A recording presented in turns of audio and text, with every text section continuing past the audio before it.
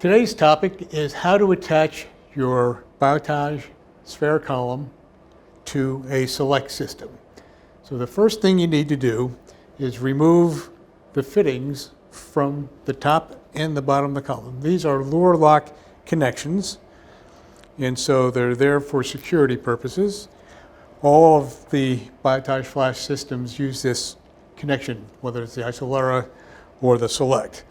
Next thing you want to do is detach the tubing from the holder, and then with the Sfär columns you do have a QR code reader on them, and so you're able to scan the column by the system, upload all the information.